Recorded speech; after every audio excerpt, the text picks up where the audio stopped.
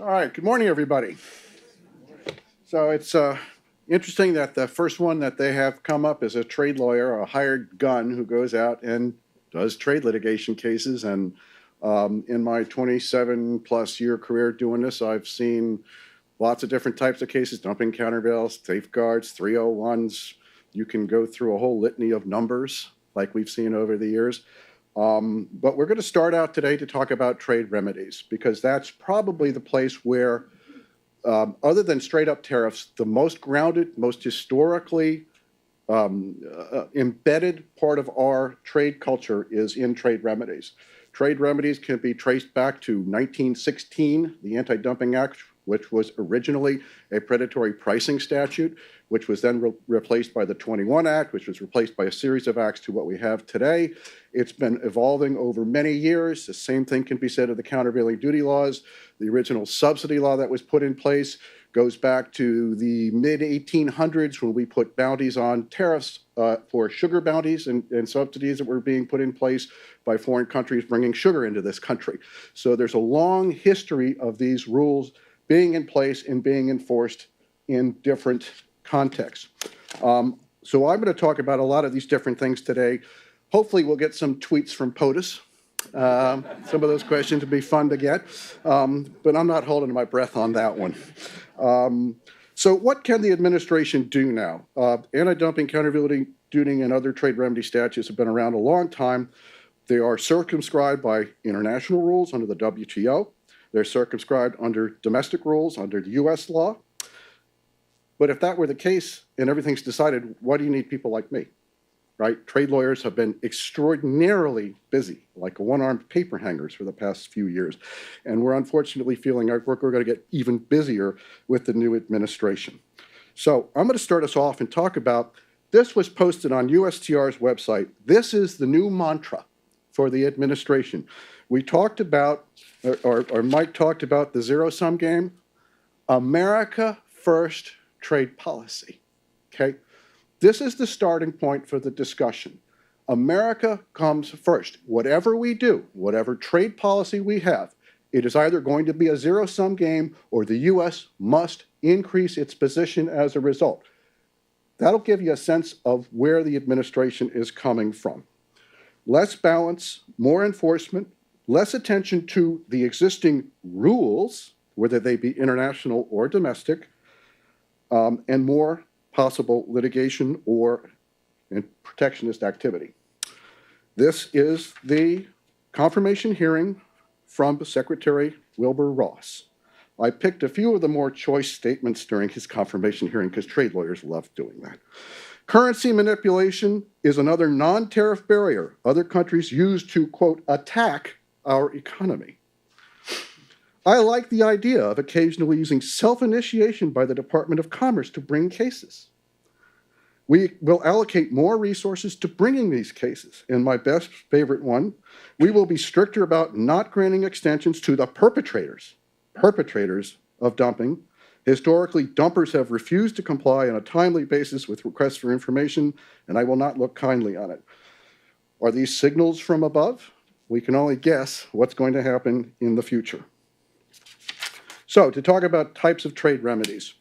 When I say that, you look at two basic types are the predominant ones that have been used and abused for the last several years in particular. Subsidies and countervailing duties, that's the process of imposing countervailing duties on countries that provide unfair subsidies to their producers to manufacture stuff. So that means an export subsidy, Ex-Im Bank loans at a preferred interest rate, or grants, free money given out to producers to increase their productive capacity, or special tax breaks to promote exports of a particular product, those types of things. Those are actionable under US law. And then, of course, the favorite, anti-dumping law, which is an unfair pricing law. It basically says that if you're pricing product into the United States at less than fair value, less than a competitive rate based on the parameters set in the rules, you are dumping, and we're going to put a countervailing duty in place to negate the impact of that unfair pricing that you're doing. So it's a modified form of a predatory pricing statute, but you don't have to find guilt. You just have to find that you're pricing it the wrong way. And we have a whole book of regulations on how you calculate that. The others that we're not going to talk about so much except in Q&A possibly is Section 201, which are safeguards. And we call that fair trade, but just too much of it. And that means you don't have to have a finding that somebody is unfairly trading, but if they're bringing too much imports into the US of a particular product too quickly, then you can put the brakes on. That's what a safeguard is. The safeguard is to prevent a massive increase in imports in a short period of time from disrupting the US industry. And those have been used in various contexts. The last time was on Chinese tires. Before that, there was a big 201 on steel, which all trade lawyers who have anything worth their salt were involved in 2001 during the Bush administration when they were trying to get authority to finish off on some trade agreements. And there was a bit of a quid pro quo in my mind. In order to get trade promotion authority, they agreed to bring the 201 on steel and put them under order for a period of time, which actually did happen. There are also lots of other relief statutes, which we're not going to talk about today. There's a list, I've got a 2-page list of all the statutory authority that the president has been given to bring unfair trade practices cases, or just to declare a national emergency and say, hey, I'm going to put a tariff in place because I think there's something wrong. There is a lot of innate authority that the Congress has ceded to the president. And of course, we have something new, well, not new, but may become new in the vernacular, voluntary restraint agreements, which are going to come back because our new U.S. Trade Representative, Mr. Lighthizer, was famous during the Reagan administration for negotiating VRAs on automobiles from Japan and steel from various countries. So they may come back. This is a quick rundown of cases in the last couple of years. It's not all of them, because I couldn't put them all on one page. The reason I'm bringing this up is in 2010, 2011, I could count the number of new trade cases brought on one hand, right? 2 or 3. In the last 2 years, there's been over 30 cases brought. Now, the reason why I'm raising that is we're talking about the administration, the new administration, bringing more cases. But in fact, more cases started in 2012 during the Obama administration. And we could talk about that later, about why that happened. But the fact is, the continuum has already swung upwards. There's a significant increase in trade remedy cases. They have been coming fast and furious, and they're becoming on bigger and bigger chunks of products. The most recent one, the largest, is softwood lumber from Canada, the resurrection of that age-old dispute that we have with Canada, where we make 65% of the lumber that we can consume in this country, so we need to import 35%, but when too much of it comes in, we put the brakes on. And this dispute has been going on since the Civil War, actually, if you go back far enough. But that's worth $5 billion. So what are the agencies involved in the process with trade remedies? For most of them, there are 2 agencies, the International Trade Commission and the Department of Commerce International Trade Administration. It's a bifurcated process. We are unusual in the sense that we have 2 agencies doing this. Most countries have 1 agency doing this. The International Trade Commission is only involved in investigating whether imports are a cause of material injury to a U.S. domestic industry. They don't look at whether dumping is happening. They don't look at whether a subsidy is being granted. All they look at is there an injury as a result of these imports, right? The Commission is an independent body in the United States. So I stress that because they do try to act as an independent body and are less influenced by domestic policy and pressures. However, the commissioners are appointed by the President of the United States for 9-year terms, and they are funded by Congress. So those are the 2 pressure points that you run into with the Commission, because they are funded by the Congress, who can express their displeasure, if they like, over what the Commission is doing or not doing. And as important, when the President appoints a new person to the Commission, they're going to appoint somebody they want on the Commission. They have to put 3 Democrats and 3 Republicans on, but within that confine, the President decides who's going to be on that Commission. And so it does have an impact on how decisions get made, and at least 3 commissioners are up for being changed out within the next 6 months. I will say that my experience in the last 4 years has been it's almost impossible not to find injury in cases that are being brought. And that's in part because the predominance of steel cases being brought, which in the current environment, there is a lot of steel being produced in the country. You can argue China was the source of overcapacity we have, but the fact is it's very difficult to not find injury in those contexts because the U.S. Commission doesn't have to say it's the cause of injury, it just has to say it's a cause of injury, and so they tend to be fairly conservative in their views of that. But There is a lot of discretion that the Commission has in making its decisions. There are broad rules that they face, but once they get past the broad rules and parameters of how to make injury determinations, they look at specifics. What's the employment rate look like? What's the growth rate in that industry? What's the profitability of that industry? Are they losing market share? All these factors go into their decision-making process. And over time, the U.S. has circumscribed put rules in place that circumscribe that decision process, not for the benefit of importers. The most recent change in rules that got put in place indicates, and this was a law that put in place a year and a half ago, that the Commission cannot look at the profitability of an industry and make a decision on the basis of how profitable they are. In other words, you can find injury even though an industry is profitable now. And that's saying, well, that's not such a big deal, except I've had past cases where we've won cases on the basis of the U.S. industry is making a 30% profit margin. Why are we sitting here having this discussion about injury? I can no longer make that argument, not by itself, because they can say, the statute says now you don't just look at profitability. And that's a big deal because these cases are all about how well the U.S. industry is doing relatively. A U.S. industry that is losing market share but still making lots of money might not really be injured, except if you take the profitability part out of the equation. And all of a sudden you may find injury. So there's discretion there. I will say the commissioners do their best to do an independent, neutral job. That's my view of it. However, the commissioners, being some Democrat, some Republican, have innate views on how trade should work. And the Democratic side tends to be a bit more, I'm not going to say protectionist, but conservative. And the Republican side tends to be a little bit more liberal in how they interpret the words free trade. And that's just the way it works.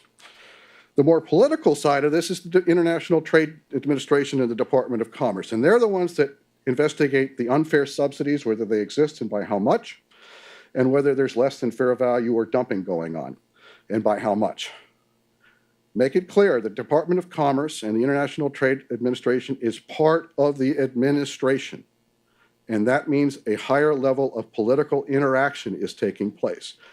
They are, in fact, in these trade cases, the investigator, the judge, and in some ways the executioner at the front end, because the Commerce Department, based on a petition received or self-initiated, starts the case, investigates the case, decides whether there's dumping or subsidies being provided, and then provides the remedy. At what level the countervailing duty should be, what level the dumping rate should be, and then those get deposited and importers are charged going forward. So the rules exist to circumscribe that. There is a large set of regulations that exist on how dumping is to be calculated, how subsidies are to be evaluated, and they're supposed to follow those rules. And those rules are based on WTO, Uruguay Round Agreement Act, Anti-Dumping Code, and subsidies and countervailing duty provisions in that agreement, or those agreements. And within the confines of that, the U.S. makes determinations as to whether a particular country and a particular product is dumping or getting subsidies. The rules, however, have been changing.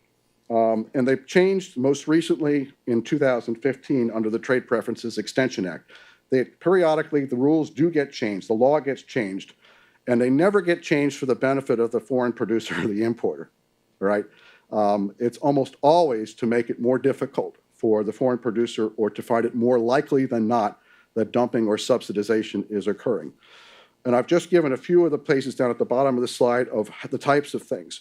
The most recent one is this concept of the particular market situation, which has existed for a long time in the law. And that says if there's enough interference in a market on an input that you're purchasing to use in making steel, say the steel scrap or the billets, then you can't use the price that you bought it for.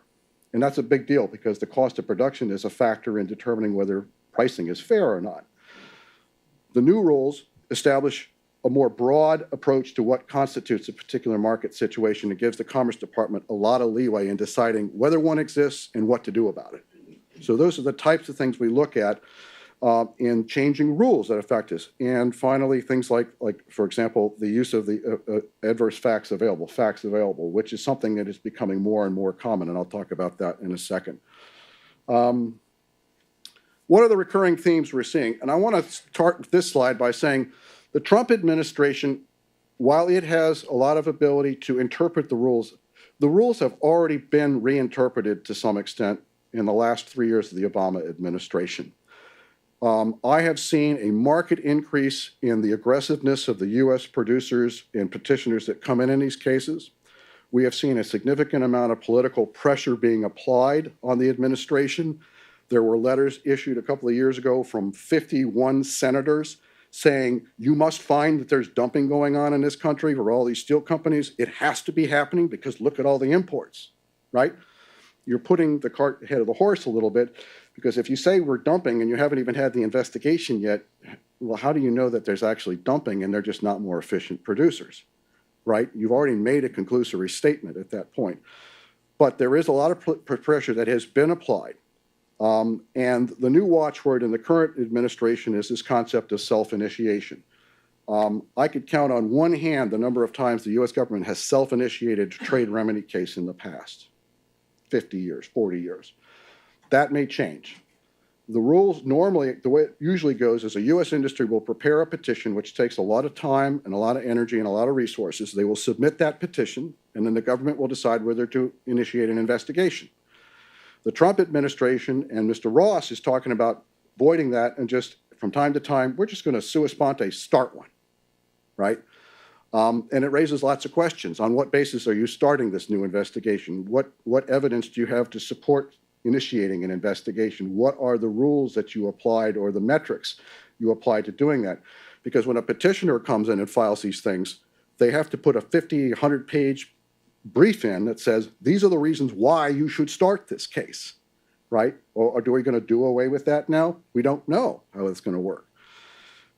We do know that they are going to make a much more aggressive effort to go after the perpetrators. And that means we can expect more aggressive use of these statutes. The place where you find the most potential for mischief in these cases, in my view, is the interpretation of the dumping and the countervailing duty laws and the way they are applied in particular situations. And I'm not going to go into these specific ones that I've raised here in great detail because we don't have the time for that.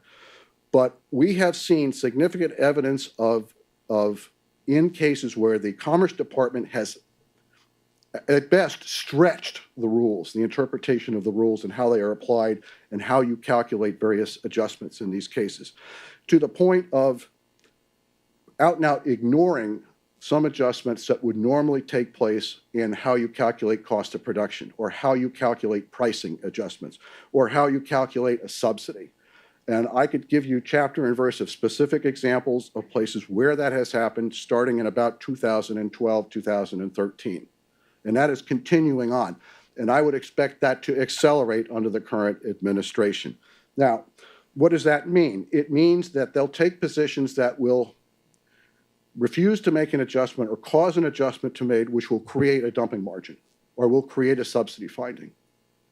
And I think that has happened, in fact, in a number of cases. And what we're also seeing as a result of that is that more appeals are coming, right? More appeals, and I'll talk about that in a second.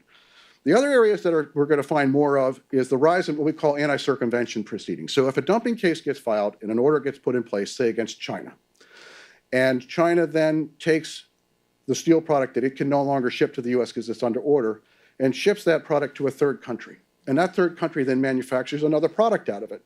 You say, well, that's a different product, right?